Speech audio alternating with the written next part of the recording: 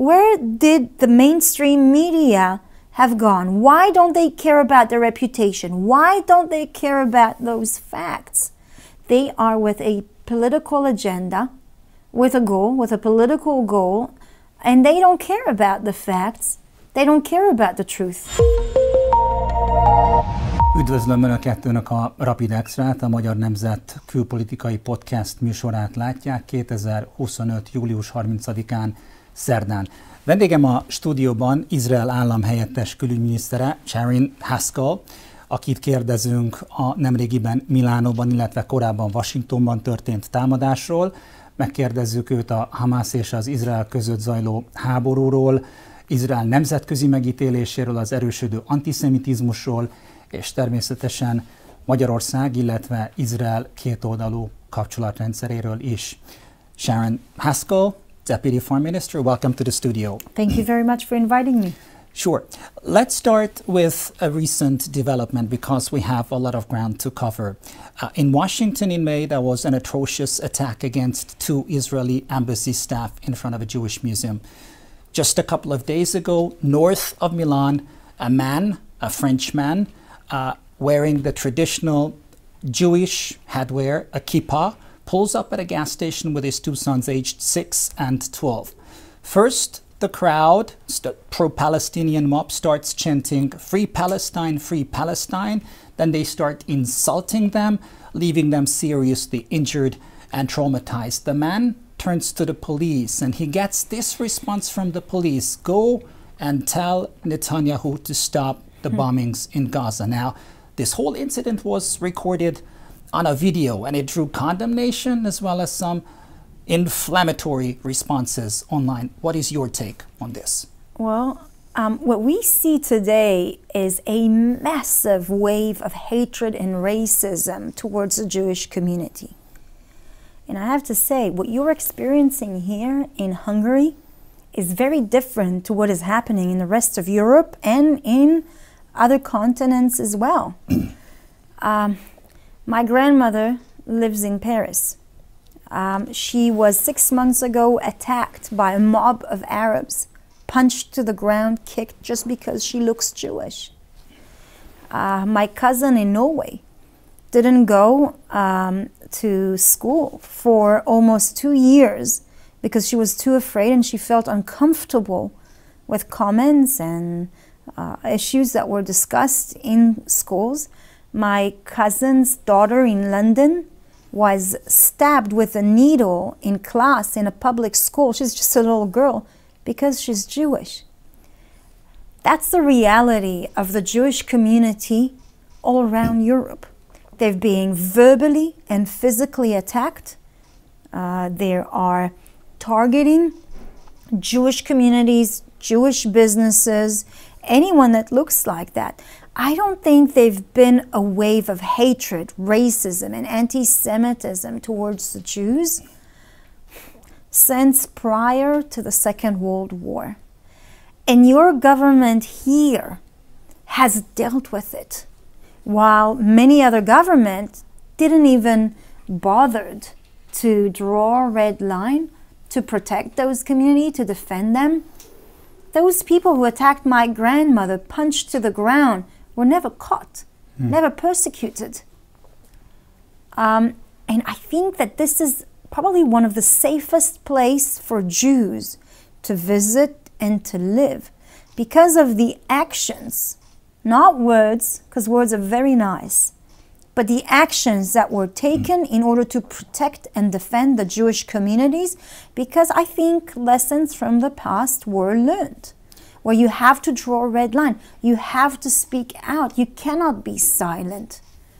And personally, not just as an Israeli representative, but as a Jew, I thank the Hungarian government for how they've been dealing with it, taking pro-jihadist mobs and putting it under control. It's very different to what the Jewish communities around Europe are actually experiencing. Now, let me turn to the ominous date of October 7, 2023, when Hamas, the Palestinian terrorist organization, unleashed its terror at the Nova Festival, killing around 1,200 Israeli citizens as well as foreign nationals. There was obviously a counter-offensive by Israel, and we are now into the 21st month of this war, which some could argue have left Israel's image somewhat tarnished. Leaders from Britain, France, Germany, even Canada have criticized Israel's actions, yet you, as a mother of three, pointed out that if faced with a choice between the life of your children or the sympathy of other nations, European nations, then for you, the choice is crystal clear. So does that criticism mean that certain governments dispute Israel's right to self-defense?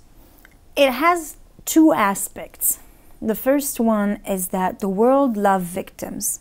They don't like or support, in the vast majority of them, strong people or people who are capable of defending themselves. But at the same time, look on what's happening around the world. In South Sudan, you have one of the worst crises, a true famine, where I think in the last couple of months, more than 60,000 dead of starvation, real starvation. Children are being left on the side of the road. Did you hear anything about it? No. What about Syria? What about the Druze? Came to their defense. When the Alawis were butchered, who came to their defense? When the Christians were murdered in the church, the Greek church in Syria, who came to their defense? So, I'm sorry. When we went through the worst massacre of Jews since the Holocaust, and we are going and are capable of defending ourselves, defending our children, we are at a war of self-defense because those enemies are repeating it until today in the media, that if they have the opportunity, they will commit the same crimes against humanity over and over again, raping little young girls, burning alive our grandparents, executing and beheading our people. Can I accept another case like that? No. And the only way is to dismantle this terrorist organization. So I understand that it is very difficult to accept that. And I also understand the political aspect of it. I might just add one note, because that's one aspect about about our capability of defense. The other one is that in Europe, there is a mass migration from the Middle East. Now, we need to understand that in schools in Pakistan, in Syria, in Iraq, demonizing Jews is a normal, as you know, saying that the sun is shining outside. The hatred, anti-Semitism, that's just normalized there. This is part of the culture. And instead of coming to the new country, to Europe, to European country, and assimilating into a new culture, they are importing a lot of the problems in the Middle East to those countries. Now, take for example England. About 200 parliamentarians are sitting and won their seats by a tiny margin of support from those Muslim communities. So when they need to debate and to show the support and to keep their seats, they prefer their seats and the political aspect of that, the vote of these communities, over those moral values. As a politician, I understand that, but I disagree with that. The first thing that needs to be in front of your eyes as a leader is not your own seat and not your own benefit, but the benefit of your country, of your people, and your moral obligations. Now that you mentioned the role of the media, you're known perhaps as the fiercest critic of the BBC from Israel. The corporation has come under fire recently for its documentary about Gaza because it was narrated by none other than the 14-year-old son of a senior Hamas official, Hamas's deputy agriculture minister, I believe. But perhaps even more importantly, just in its coverage of the first 5 months of the war, the BBC made around 80 mistakes, false statements that it was later forced to correct, adjust, or rectify. So this leads me to this question. Is the mainstream media biased, impartial toward Israel? And do you think this also plays a role in the worsening image of the country? Well, those apologies don't mean anything. Once they destroy Israel's reputation, broadcasting it to millions of people around the world, how many people do you think hear a 20-second apology or correcting it? It doesn't amount to that, and I'm sorry. I mean, look, I'll give you an example of one of their mistakes. The IDF, have put out a statement before going into, I think it was the Shifa hospital, that IDF troops are entering the hospitals with medical staff, Israeli medical staff, to evacuate patients from the hospital before the military will go in. Do you know what they published? The IDF is going into the hospital shooting medical staff and patients. I have no idea how you can interpret that way. They apologize about an hour later, correcting it. Does it help? No. Now, they already have that image of Israel, and you tell me why they do it. Is that on purpose? Does someone have an agenda? Now, there's a campaign, a Hamas campaign, a terrorist organization campaign to blacken Israel's reputations in regards to the humanitarian issue, to try and avoid their responsibility of the humanitarian situation. The New York Times, British newspaper, Italian newspaper have put a picture of a child that looks horrible. Only they lack to mention, for example, in the Italian newspaper, that that child is treated since June in Italy with cystic fibrosis, which is the reason why he looks like he does. And, so distorting completely the reality. I ask you, where did the mainstream media have gone? Why don't they care about their reputation? Why don't they care about those facts? They are with a political agenda, with a goal, with a political goal, and they don't care about the facts. They don't care about the truth. You mentioned briefly the humanitarian effort in Gaza, and you specifically said, again, I believe last week, that Israel has embarked on an unprecedented humanitarian effort, delivering medicine, fuel, food, all sorts of essential supplies to Gaza. Hamas stands accused, oftentimes, of looting these supplies, keeping the civilian population in Gaza at bay. Now, in a post recently, and that was actually a video that you uploaded to X, you criticized the UN and the UNRWA of complicity. You said they propagate lies about Israel, saying that Israel is blocking the aid supplies and starving the civilian population in Gaza, claims you categorically denied. So is, in your view, the UN or UNRWA part of the solution or part of the problem? Well, they are trying to distort the reality and to push the responsibility, because the responsibility lies on their hand for the humanitarian crisis. Look on my channel as well. You'll see just in recent days a logistics center inside Gaza with a worth of hundreds of truckloads of humanitarian aid. Who's not picking it up? The United Nations. They have failed this mission, and you need to understand why. If you look on the conflict, whether it's in Ukraine, Syria, Sudan, Somalia, anywhere in the world, who's in charge of distributing humanitarian aid? World Food Program, OCHA, UNICEF, World Health Organization. Those are the proper agencies that have the capability, the logistics, and the knowledge to work in a war zone, in a disaster area.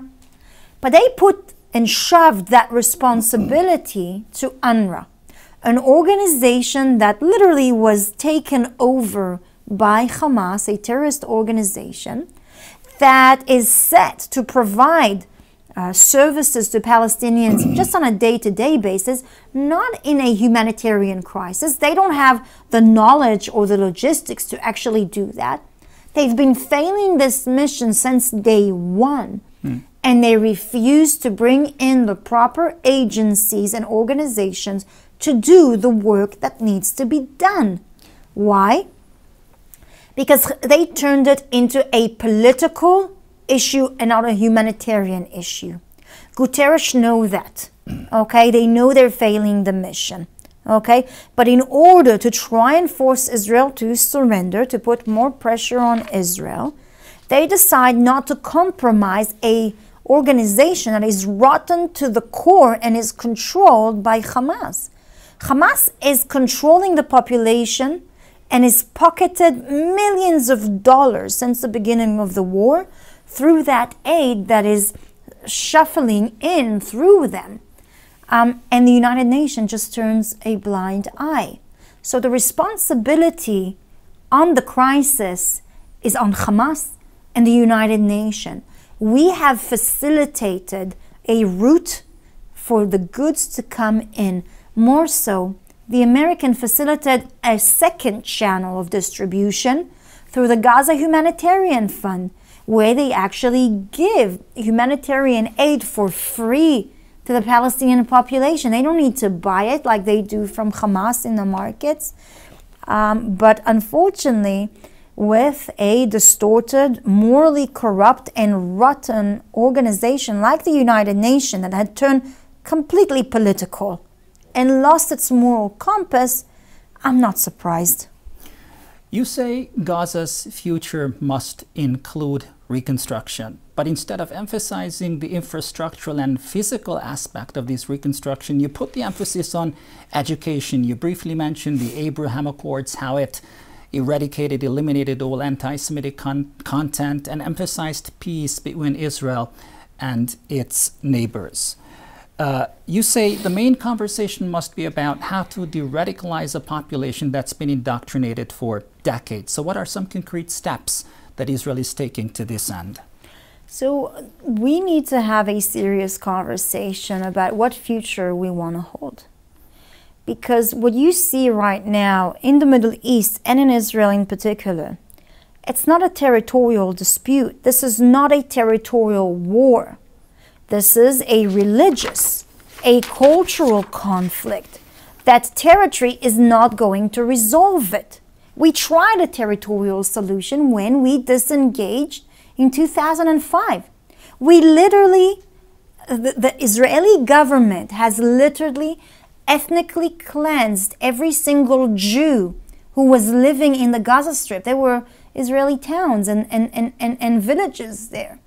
We removed all the Jewish population, even the dead Jew who were buried there. We dug them out of the ground and buried them in Israel, and we gave the Palestinian autonomy because the international community was so convinced it's a territorial solution that needs to be applied, but it blew up in our faces, and the international community disappeared with all its promises of security. And since then, we've been paying the price. And this entire population have been radicalized by a terrorist organization, Hamas, through UNRWA, a United Nations organization that sponsors a radical jihadist education system. What we need to do, or what the international community need to do, is to have a conversation about education. The Abraham Accords are incredible in what they were able to build, not just from an economical perspective, but from an educational perspective. Yes. Many of these countries have completely reformed their education system to take out anti-Semitic content and put in content that talks about the Second World War, about the peace agreement with Egypt, about the peace agreement with Jordan, so that the next generation of children are being raised on this idea that peace and stability is an actual possibility, Arab and Jews. And that's what we need to have the conversation about, that the jihadist education system in the Palestinian territories, okay, needs to be changed into an education system that speaks about coexistence. And then maybe there'll be a new generation that will accept that. Now, as much as the key word is in Israel's region is de-radicalization, perhaps when it comes to uncontrolled mass migration towards Europe, the key word is integration. In 2015, the Hungarian government, Prime Minister Orbán's conservative government, erected a solid border fence and set a resounding no to mass illegal migration. Just a week ago at Bajletusnad in Romania, the Hungarian Prime Minister says in 10 years, the Hungarian Prime Minister's job is going to be not just to protect the country's southern borders, but also to protect the country's western borders from immigration from within the EU. So can Western Europe integrate still its predominantly Muslim migrant population or without mass expulsions and stricter border protection, the parallel societies, the no-go zones, and anti-Semitism are just here to stay? So the Immigration European program is a suicidal program. It completely changed and is destroying the European culture, the European traditions, the European aspect. Look on what's happening in France. There's no place for Jews in France anymore. Personally, I think it's too late. I wrote an article to the French newspaper saying, you know what, the Jewish people are going to be okay. They have a home, okay? They have a shelter they can always run to during persecution. But I'm really concerned about the French people. Where will they go? And I think that the policy that your government and the approach actually saved your values, your tradition, your culture. Look on what's happening around you. You know, the infiltration of Iran, of Hezbollah, of ISIS in so many countries. Terrorist organizations collaborating with criminal mafia, whether it's in Sweden or in Belgium.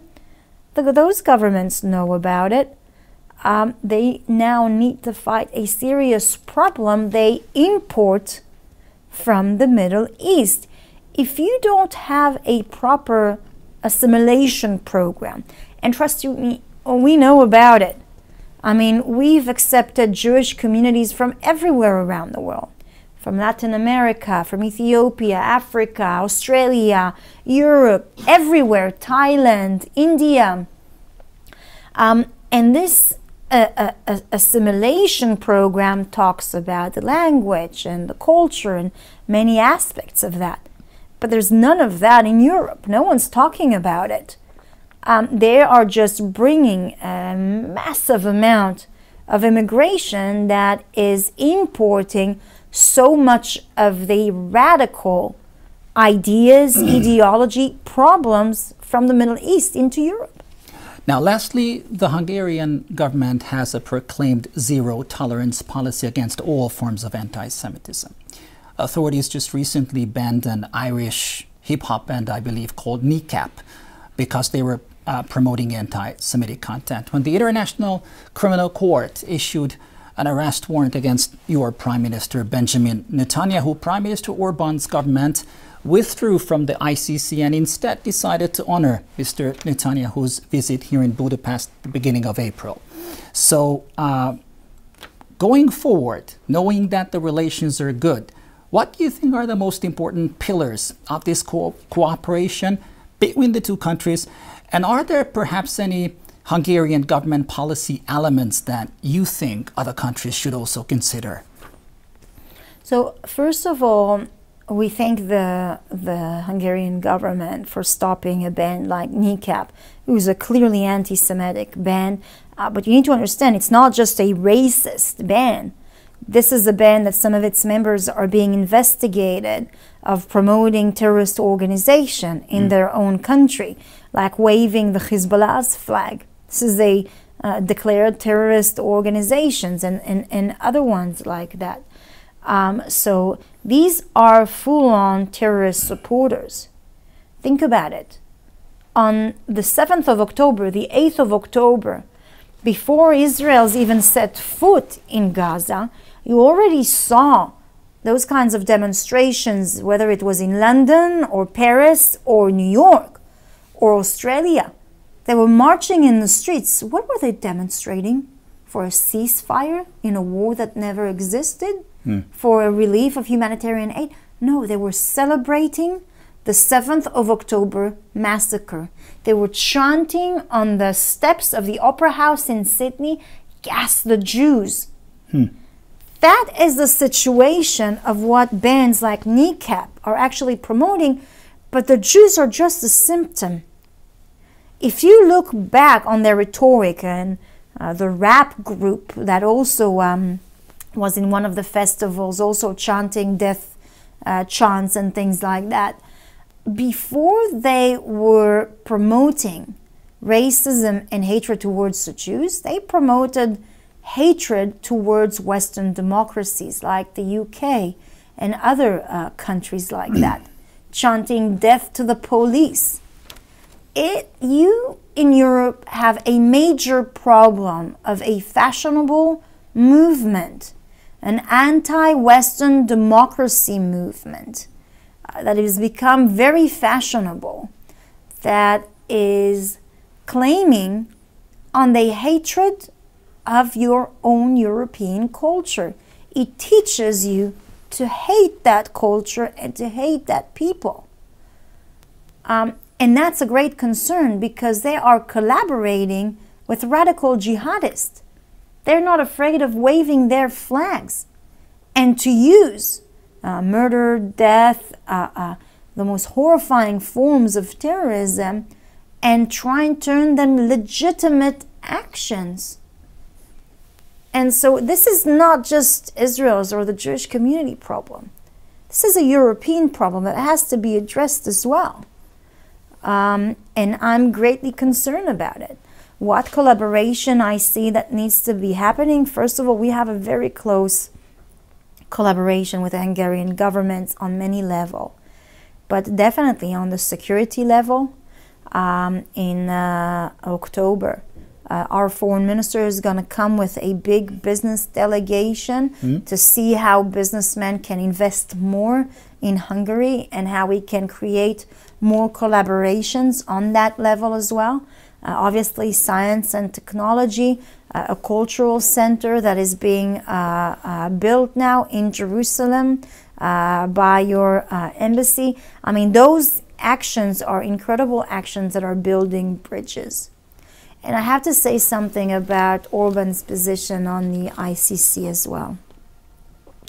Because that takes a very brave and tough decision with a clear moral clarity that you need to have to be able to stand up and say it out clearly. The international justice system is being used by radical jihadists right now as a political tool.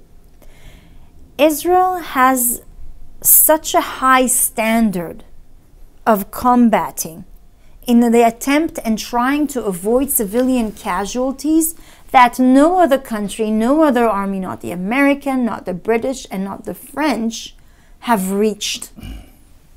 It means that if Israel is being prosecuted in regards to that, no army in the world will be safe from the ICC in a war of self-defense because no one is taking those kind of measures.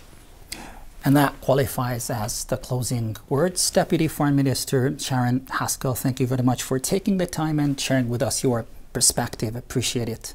Thank you very much. Természetesen önöknek is köszönöm, hogy velünk tartottak. Iratkozzanak fel a Magyar Nemzet tartalmaira, és ne feledjék, hogy várjuk önöket vissza ugyanitt, ugyanezen a platformon.